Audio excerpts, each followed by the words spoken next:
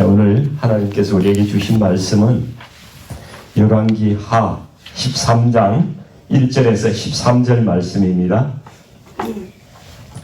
제가 가진 구약성경 583면에 있습니다. 찾으신 줄 알고 우리 같이 합독하겠습니다. 유다의 왕 아하시아의 아들 요아스의 제23년에 예후의 아들 여호아하스가 사마리아에서 이스라엘 왕이 되어 17년간 다스리며 여호와 보시기에 악을 행하여 이스라엘에게 범죄하게 한 느밧의 아들 여로보암의 죄를 따라가고 거기서 떠나지 아니하였으므로 여호와께서 이스라엘에게 노하사 늘 아람 왕 하사엘의 손과 그의 아들 벤하닷의 손에 넘기셨더니 아람 왕이 이스라엘을 학대함으로 여호아스가 여호와께 간구하매 여호와께서 들으셨으니 이는 그들이 학대받았음을 보셨음이라. 여호와께서 이에 구원자를 이스라엘에게 주심에 이스라엘 자손이 아람 사람의 손에서 벗어나 전과 같이 자기 장막에 거하였으나 그들이 이스라엘에게 범죄하게 한 여로보암의 집에서 떠나지 아니하고 그 안에서 따라 행하며 또 사마리아에 아세라 목상을 그냥 두었더라. 아람 왕이 여호아스의 백성을 멸절하여 타작마당에 티끌같이 되게 하고 마병 50명과 병거 10대와 보병 10,000명 외에는 여호아스에게 남겨두지 아니하였더라. 여호아스의 남은 사적과 행한 모든 일과 그의 업적은 이스라엘 왕 역대 지략에 기록되지 아니하였느냐. 여호아스가 그의 조상들과 함께 잠에 사마리아에 장사되고 그 아들 요아스가 대신하여 왕이 되니라. 유다의 왕 요아스의 제37년에 요아스의 아들 요아스가 사마리아에서 이스라엘 왕이 되어 16년간 다스리며 여호와께서 보시기에 악을 행하여 이스라엘에게 범죄하게 한 느밧의 아들 여로보암의 모든 죄에서 떠나지 아니하고 그 가운데 행하였더라. 요아스의 남은 사적과 행한 모든 일과 유다 왕 아마시아와 싸운 그의 업적은 이스라엘 왕 역대 지략에 기록되지 아니하였느냐. 요아스가 그의 조상들과 함께 잠에 이스라엘 왕들과 함께 사마리아에 장사되고 여로보암이 그 자리에 앉으니라. 아멘. 네, 오늘 이 말씀으로 이 좀 지긋지긋한 우상 숭배의 이 본질이 무엇일까요? 이런 제목으로 좀 말씀을 나누기를 원합니다. 오늘 본문이 총 13절밖에 안 되는데요. 그 중에 2절에 한 번, 또 6절에 한 번, 그 다음에 11절에도 한 번, 이렇게 3번이나 동일한 말씀이 반복이 되고 있습니다. 북이스라엘 왕조가 여로보암의 죄에서 떠나지 않았다는 거예요. 이게 정말 지긋지긋하게도 이게 이 열왕기에 많이 나오는 말씀이죠. 이 나라 자체가 왜 이렇게 우상숭배에서 벗어나지 못할까? 2절 말씀 같이 한번 읽어보시겠습니다. 여호와 보시기에 악을 행하여 이스라엘에게 범죄하게 한 느밧의 아들 여로보암의 죄를 따라가고 거기서 떠나지 아니하였으므로 이렇게 말씀합니다. 하도 많이 들어가지고 이제 귀에 못이 박히는 그런 말씀이 되겠습니다. 그런데 하나님의 백성이 이렇게 우상숭배를 계속 하니까 오늘 말씀 본문에 보니까 이 두 가지 하나님의 징계가 따른다는 사실을 우리가 말씀을 통해서 알 수가 있어요. 그 첫 번째가 3절 말씀인데요. 이 여호와께서 이스라엘에게 노하셨다는 말씀하시죠. 그리고 아람 왕 하사엘의 손과 그의 아들 벤하닷의 손에 넘기셨다고 말씀합니다. 그러니까 이 한 번만 아람에게 이렇게 넘긴 게 아니고 늘 자주 이렇게 그 적들의 손에 그 나라가 들어가게 하셨다는 거예요. 그러니까 아람 왕 2대에 걸쳐가지고 아들과 아버지와 아들 걸쳐가지고 아주 긴 시간 동안 아람이 북이스라엘을 아예 가지고 놀았다는 거죠. 완전히 그냥 학대하고 지배를 오랫동안 했다는 것입니다. 4절에 보니까 아람이 이스라엘을 학대했다고 하는데 어떤 학대를 했을까요? 여긴 나오지 않지만은 열왕기 하 8장 12절에 보면은 엘리사가 장차 아람의 왕이 될 하사엘을 보면서 네가 앞으로 어떤 짓을 하게 될 거야? 그러면서 그 사람을 보고 우는 장면이 나와요. 그 장면에 엘리사가 이제 그런 이야기를 합니다. 열왕기 8장 12절에 보니까 네가 그들의 성에 불을 지르며 장정을 칼로 죽이며 어린아이를 맺히며 아이 벤 부녀를 가르리라. 이렇게 엘리사가 예언을 하고 있습니다. 그 자기의 조국에 앞으로 이놈이 와가지고 어떤 짓을 할 것인지 엘리사는 본 거예요. 그리고 미리 울은 거예요. 우리도 일제시대 때 참 잔인한 학대를 많이 받았는데요. 이것보다 더 잔인한 학대가 있겠습니까? 불 지르고, 그죠? 칼로 죽이고, 애들을 던지고, 임신한 여자의 배를 갈라가지고, 아이를 꺼내고, 그냥 정말 악독한 그런 학대입니다. 이 우상숭배의 결과가 이렇게 무섭다는 것입니다. 하나님께서 자기 백성에게 이렇게 고난을 허락하시는 이유는 너희가 깨닫고 돌아와라. 이런 말씀을 해주고 계시는 것이죠. 또 두 번째 징계의 내용이 이 7절 말씀에 나오는데요. 같이 한번 읽어보실까요? 아람 왕이 여호와스의 백성을 멸절하여 타작마당에 티끌같이 되게 하고 마병 50명과 병거 10대와 보병 10,000명 외에는 여호와스에게 남겨두지 아니하였더라. 이렇게 말씀합니다. 그래도 북이스라엘이 아주 강력한 군사력을 가지고 있었던 그런 나라인데 겨우 그 나라 전체에 말 타는 병사가 50명 남았고 병거 마차가 10대 남았고 보병 10,000명이 남았다는 겁니다. 이건 나라도 아니죠. 이거는 나라를 지키는 게 아니라 왕을 겨우 호위하는 정도의 그런 군사력밖에 안 되는 겁니다. 자주국방이 전혀 안 되는 거죠. 그러니까 이렇게 우상숭배하는 나라는 점점 약해져 가지고 국력이 아주 그냥 약해진다는 그런 말씀을 해주고 있는 것입니다. 1960년대 초에요.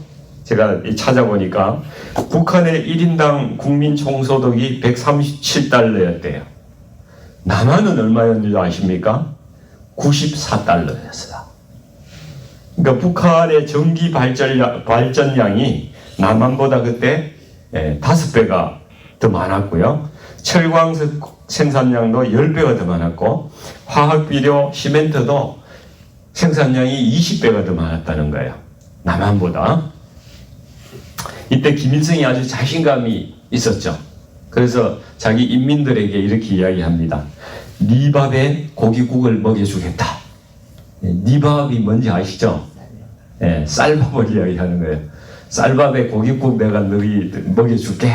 이러고 이제 공산주의를 시작한 거예요. 우리 당시에 한국은 이 보리밥도 먹기 어려웠고요. 그때 보릿고개가 있던 시절입니다. 미국이 보내준 그 옥수수 가루 가지고 강냉이 죽 끓여 먹고, 제가 초등학교, 국민학교 다닐 때 그 반장했었는데, 그냥 소사가 막 죽을 끓여 놓으면 그 이제 바게트에 퍼다가 그 아이들한테 이렇게 한 국자씩 나눠주고 했던 그런 기억이 나는데요. 근데 지금은 어떨까요? 이 북한의 모든 경제력은요, 남한의 한 2% 정도밖에 안 된대요. 그러니까 50분의 1이 된 거예요. 50대 1로 그냥 역전이 된 거죠, 지금은. 북한이 이 처음부터 김일성을 우상화한 것은 아니랍니다. 우상화를 시작한 것이 이제 70년도부터 시작을 했다는 거예요. 70년도에는 법 위에 수령을 이렇게 올리더니만은 80년대는 국가 위에 수령을 올리고 90년대 되니까 완전히 그 나라 위에 초법적인 그런 수령을 신의 자리에다가 90년대는 신의 자리에다 올렸다는 거예요. 그러니까 이전에는 수령이 국민을 위해서 있었는데 이제는 국민이 수령을 위해 존재하는 그런 나라가 되어버렸다는 거예요. 제가 그 탈북민으로 목사가 되어서 북한 선교를 하고 있는 김성건 목사님이라고 이분의 제 강연을 좀 들어봤는데 이분 이야기가 이래요. 북한이 김일성 우상화를 시작한 때부터, 그러니까 70년대부터 농업 생산성이 계속 떨어졌다는 거예요. 생산성이 해마다 일정하게 한 3% 내지 5%가 매년 떨어지더라는 것입니다. 원래 농사라는 게 그렇잖아요. 한 해 잘 되면 한 해 안 되고, 그 다음에는 또 잘 되고, 이렇게 되는 게 이제 보통 일반적인 일인데, 북한 땅은 어찌게 됐는지 이상하게 생산량이 일정하게 매년 떨어지더라는 거예요. 그래서 김일성이 이 주체 농법이라는 걸 개발해가지고 온 나라가 아주 열심히 농업에 최우선을 두고 했는데도 또 마찬가지더라는 거예요. 그래서 모든 엘리트들을 다 모아놓고 대책을 세워가지고 우리가 비료가 없어서 그렇다. 그 산에 가면 부엽토라는 게 있는데 그 부엽토가 뭔가 하면 낙엽이 이렇게 떨어져서 썩어가지고 이렇게 나무 밑에 아주 좋은 유기농 비료가 된 게 있어요. 그걸 다 긁어가지고 논에 다 뿌린 거예요. 그랬는데 또 떨어지나요. 그 다음에는 인분을 1년에 1인당 1톤씩 모아라. 그런 생각이 들더라고요. 내가 1년에 1톤을 먹나? 먹어야 1톤을 만들 텐데. 아무튼 그렇게 인분을 모아가지고 다 논에 뿌렸는데도 안 되더라는 거예요. 농업 전문가들이 수령님, 우리 땅이요 쉬지를 못해가지고 이 지력이 이제 다 해서 안 되는 겁니다. 이렇게 이야기를 하니까 야 그러면 땅을 한번 뒤집어 봐라. 그래서 온 국민이 나서가지고 군인들, 학생들 다 동원해가지고 땅을 1m 막 2m 이렇게 파가지고 그 속에 있는 땅을 위로 올리고 위에 있는 땅을 밑으로 보내고 그래가지고 거기다가 부엽토를 덮고 인분을 덮고 얼마나 고생을 했겠습니까? 그렇게 했는데도 또 안 되더라고요. 또 5%가 떨어지더라고요. 그래서 이 목사님이 한국에 나와서 알게 된 사실이 태풍이 이래 지나간 경로 있잖아요. 이걸 자기가 다 봤는데 70년도에서 90년대까지 태풍이 하나도 북한을 안 지나갔대요. 그러니까 비가 안 오는 거죠. 항상 물이 부족한 거예요. 그러니까 뭐 농사가 잘 될 일이 있겠습니까? 그래서 고난의 행군이 왔다는 거예요. 300만 명이 굶어 죽었답니다. 근데 1999년에 김대중 대통령이 쌀하고 비료하고 이걸 엄청 올려보낸 거예요. 근데 그 해에 태풍이 하나 올라왔대요. 그 태풍이 오면 미리 물을 다 빼야 되는데 또 뭐 그냥 물이 많아야 된다고 놔뒀더니만은 홍수가 나가지고 그 논에 뿌렸던 비료가 전부 다 씻겨 내려갔다는 거예요. 그래서 그 해에 북한 사람들이 그렇게 울었답니다. 지금도 똑같은 패턴이 지속되고 있는데 몇 년 전에 태풍이 하나 올라왔대요. 근데 거기에는 바람만 불었다는 거예요. 비는 하나도 안 오고. 참 이상하지 않습니까? 예, 태풍이 어떻게 몇십 년 동안 그렇게 하나도 안 가요.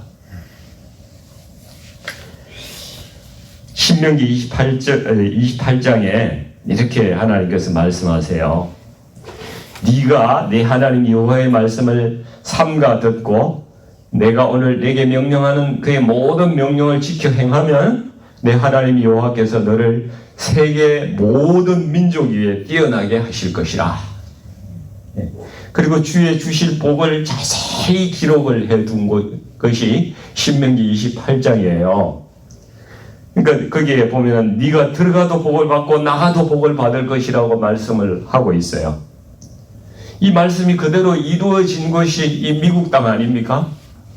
이 주님 말씀대로 살려고 이 청교도들이 이 땅에 와서 건국을 했는데 애를 쓰고 말씀대로 준행하다 보니까 이 나라가 이렇게 복을 받았던 거 아닙니까? 세계의 그 위에 너희들을 만들어 주겠다. 정말 그렇게 되었지 않습니까? 근데 신명기 28장에 보면은 이 복에 대한 말씀이 끝나면 저주에 대한 말씀이 또 나와요. 근데 여호와의 말씀을 순종하지 아니하여 내가 오늘 네게 명령하는 그의 모든 명령과 규례를 지켜 행하지 아니하면 이 모든 저주가 내게 임하여 내게 이를 것이니 이렇게 말씀합니다. 그리고 그 저주를 아주 자세하게 기록하고 있는데 지금 북한 땅에 이루어지고 있는 모든 일들이 이 말씀대로 이루어지고 있더라는 것을 이 목사님이 증언하고 있는 거예요. 연병이 들고 폐병, 열병, 학질, 가뭄, 풍재 이런 것들이 막 그 땅에 이루어지고 비를 내리지 않는다고 그렇게 말씀하고 있는데 그대로 되고 있더라는 거예요. 이 말씀의 마지막에 이렇게 말씀합니다. 마침내 너를 멸하리라. 끝이 어떻게 되는지 아시겠죠?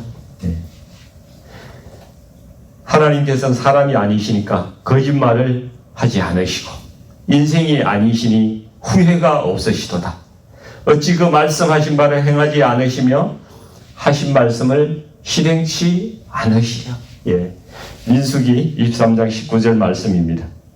하나님 말씀은 반드시 이루어집니다. 자, 하나님의 백성이 우상을 믿을 때 어떤 일이 벌어진다고요? 첫 번째,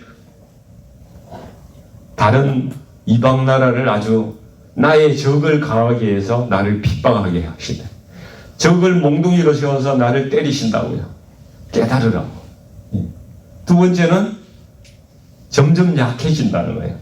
우상 숭배하면 내가 점점 더 약해지고 있던 거 다 뺏기고요. 점점 더 없어진다는 거예요. 재물도 없어지고 힘도 없어지고 나라도 뺏기고 개인적으로는 뭐 여러 가지 또 어려운 일을 당하겠죠. 국가든 개인이든 하나님의 징계가 있으면 빨리 알아차리고 깨닫고 회개해야 되는데, 그죠? 이스라엘 왕 여호아스가 비록 악한 왕이었지만은 이때만은 하나님께 매우 달렸어요. 간구했어요. 4절에 이렇게 말씀을 하고 있습니다. 여호아스가 여호와께 간구하매 여호와께서 들으셨으니 이렇게 말씀합니다. 하나님은 아무리 잘못해도요, 우리가 회개하고 돌아와서 하나님께 매달리면은 하나님 우리를 불쌍히 여겨주시는 거예요. 악한 왕일지라도 이렇게 도우시는데 하물며 우리 성도님들 같이 열심히 주님을 따라가고 있는 분들에게 어떻게 하나님께서 치유하시고 회복시키지 않겠습니까? 참 이것이 이제 사사 시대에 죄를 짓고 부르짖으면은 하나님께서 어떤 한 사사를 일으켜서 구원해 주시고, 그런데 조금 있으면 또 은혜를 망각하고 또 죄를 짓는 거예요, 그죠? 그러면은 또 징계를 받고 또 눈물 콧물 짜면서 또 하나님께 간구하고 구원받으면 또 잊어버리고, 이게 우리의 모습들과 똑같습니다. 이 모든 인생은요, 어느 정도 이 사사기 같은 삶을 다 살아가고 있어요. 누구나 다 마찬가지입니다. 단지 빨리 회개하고 돌아오는 사람이 있고, 아니면 자기 고집 피고 맞을 거 다 얻어맞고 그렇게 나중에 죽팅이 방팅이가 돼가지고 돌아오는 그런 사람이 있고요. 그 차이가 있을 뿐이에요. 하나님의 징계를 이미 경험해 본 사람들은 이렇게 이야기하잖아요. 그냥 돌아올래? 맞고 돌아올래? 맞고 돌아오지 말고요. 하나님께 맞으면 많이 아파요. 그냥 빨리 회개하고 돌아와야 되는 겁니다. 그럼에도 불구하고 참 감사한 것은 우리가 죄 짓고 징계를 받더라도 우리에게는 부르짖을 하나님이 우리에게 있다는 사실이에요. 그게 감사한 거예요. 그리고 부르짖을 때마다 신실하신 하나님께서 우리를 구원하시고 또 용서하신다는 사실이죠. 이것이 그리스도인들만이 누릴 수 있는 특권이라는 것입니다. 네, 사랑하는 성도님들, 그런데 이런 생각 한번 해보셨어요? 하나님의 말씀은 이렇게 참 분명하고 선명한데 왜 우리 사람들은 바보같이 우상을 버리지 못하고 이렇게 똑같은 짓을 아버지가 하던 것을 아들이 하고 손자가 하고 이렇게 살아갈까요? 저는 이거 참 궁금했는데 이 디모데후서 3장 말씀을 읽으면서 저에게 좀 통찰이 오더라고요. 디모데후서 3장 1절에 4절 말씀을 보니까 제가 한번 읽어보겠습니다. 말세에 고통하는 때가 이르러 사람들이 자기를 사랑하며 돈을 사랑하며 자랑하며 교만하며, 중간에 좀 생략하고요. 마지막에 쾌락을 사랑하는 것을 하나님 사랑하는 것보다 더하며 이렇게 말씀하고 있어요. 그러니까 이게 보니까 자기를 사랑하는 것이 결국 돈을 사랑하는 거예요. 그리고 돈을 사랑하는 것은 그것을 가지고 자랑을 하니까 교만하게 되고 결국 그 삶의 목적은 내가 쾌락을 사랑하고 그것을 즐기는 거예요. 그리고 쾌락을 하나님보다 더 좋아하는 것이란 말입니다. 내가 즐기고 사는 것을 하나님을 사랑하는 것보다 훨씬 더 우선순위를 두고 산다는 것이죠. 이게 다 하나로 연결이 되더라고요. 그러니까 우리 인생의 적나라한 현실이 바로 이런 삶이라는 거예요. 결국 하나님보다 자기를 사랑하는 게 우상 숭배의 본질이더라는 것이죠. 뭐 돌에 가서 절을 하고 뭐 어디 부처에 가서 절하고 이런 것이 본질이 아니고요. 자기 사랑하는 게 우상의 본질이에요. 본질. 아담과 하와가 타락한 이유가 무엇이겠습니까? 사단이 네가 하나님과 같이 될 거야 이렇게 유혹을 했기 때문에 그것을 마음에 받아들인 거잖아요. 우리가 인간이 그것을 마음에 채택한 거예요. 내가 하나님처럼 되고 싶다는 거를. 그 마음이 우리 안에 자리 잡고 있다는 거예요. 내가 하나님과 비교하고 나를 하나님보다 더 사랑하고 더 높이려는 마음이 내 안에 있는 거예요. 인간의 본질적인 죄성은 하나님보다 결국 나를 더 사랑하는 것입니다. 우리가 흔히 이런 말 하지 않습니까? 머리에 신앙이 가슴으로 내려오는데 30년이 걸리고 50년이 걸렸어요. 이런 이야기 하잖아요. 신앙이 지식에서 경험이 되고 체험이 되고 이 삶으로 변화되는 것이 그만큼 어렵다는 거예요. 그런데 우리의 죄성이 그 녹아있는 그 나 자신을 끔찍히 사랑하는 마음에서 우리가 태어나서 출발하는데 거기에서 이제 변해서 하나님을 더 사랑하는 마음으로 변화가 되는 건 그건 또 얼마나 어렵겠어요. 그러니까 내 중심의 신앙에서 예수님 중심의 신앙으로 바뀌는데 그것이 그렇게 어렵다는 거예요.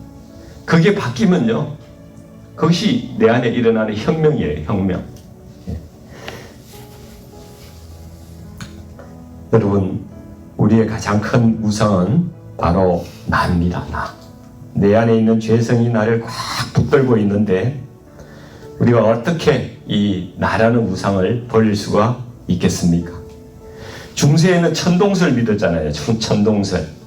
그러니까 우주의 중심이 지구라는 거예요. 태양이나 별이 다 지구 주위를 이렇게 돈다고 이렇게 생각을 했습니다. 근데 코페르니쿠스가 이렇게 이야기했죠. 지구가 아니라 태양이 중심이야. 지구가 태양을 돌고 있는 거야. 다른 별들도 태양 주위를 돌고 있다고 이렇게 이야기를 했습니다. 이거 정말 우주의 중심이 바뀌는 그런 놀라운 일이잖아요. 네, 코페르니쿠스적인 혁명이다 이렇게 이야기하지 않습니까? 그러니까 내 중심에서 예수님 중심으로 가치관이 바뀌는 것도 이 코페르니쿠스적인 혁명인 것이에요. 내 안에서 이런 혁명이 일어나는 것을 바로 우리가 거듭난다고 이렇게 이야기하는 겁니다. 거듭나는 게 내 중심에서 예수님 중심으로 바뀌는 게 거듭나는 거예요.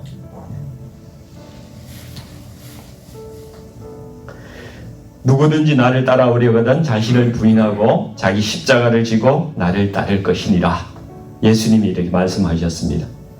이렇게 자기를 부인한다는 것은 내가 내 인생의 주인이라는 것을 내려놓는 것이고요. 자기 십자가를 자기가 진다는 것은 내 자아가 죽는 것이죠. 십자가에 죽는 것입니다. 그러니까 우리가 나의 자아를 예수님께 굴복하는 것, 그리고 십자가에서 죽는 것. 그러니까 우리의 삶을 내 자아가 주도하는 것이 아니라 성령 하나님께서 나에게 오셔서 그 삶을 인도하시는 삶, 그 삶이 나에게 있게 하여 주옵소서. 이렇게 선포하셔야 되는 거예요. 네. 오늘 기도할 때 그것을 여러분 다 선포하셔야 합니다. 네, 우리가 예수님 중심으로 생각하고 예수님 중심으로 기도해야 되는 거예요. 내 뜻만, 내 뜻을 관철하겠다고 이렇게 기도하는 것이 아니라 하나님의 뜻이 무엇인지 물어보고 그 뜻대로 기도하고 그 뜻대로 살려고 노력하는 사람이, 그것이 예수 중심으로 기도하는 사람, 예수 중심으로 사는 사람이라는 거예요. 오늘 우리가 기도할 때 나를 주님 앞에 내려놓는 결단을 해보시기를 원합니다. 나라는 우상을 완전히 버릴 수 있도록 지금부터 오직 성령께서 우리를 통치해 주시도록 같이 오늘 기도하면 좋겠습니다. 우리 같이 기도하겠습니다. 거룩하신 아버지 하나님, 우리가 오랫동안 믿음 생활을 하면서도 여전히 변하지 않는 우리 자신들을 돌아보게 됩니다. 여전히 나의 자아가 내 안에서 주인 노릇하고 있다는 것이, 그것이 그 원인인 줄 깨닫습니다. 아버지 하나님, 우리를 성령으로 통치해 주시옵소서. 우리 안에 성령께서 오셔서 우리 그 성령께서 역사하지 못하게 하고 있는 그 죄악들을 오늘 이 시간 모두 주님 앞에 내어놓고 참회하고 회개하고, 아버지 하나님 또 고백함으로써 하나님 저희들을 치유해 주시고 회복시켜 주시는 역사가 이 새벽에 일어나게 하여 주시옵소서. 강팍한 우리 마음을 아버지 하나님 다 부드럽게 하여 주시고, 우리를 붙들고 있는 그 집착과 우리의 혼을 살아오면서 받았던 상처가 얼마나 강하게 붙들고 있는지 아버지 하나님 성령께서 이러한 상처들 오늘 전부 치유해 주시고 녹여 주시고 아버지 하나님 자유하게 하여 주시는 역사가 일어나게 하여 주시옵소서. 이 새벽에 우리의 전 인격이 새롭게 변하게 하여 주셔서 아버지 하나님 나 중심으로 사는 것이 아니라 오로지 예수님께서 나의 중심이 되시고 성령께서 나의 삶을 인도하는 그런 삶이 저에게 있게 하여 주시옵소서. 예수님의 이름으로 간절히 기도드리옵나이다. 아멘.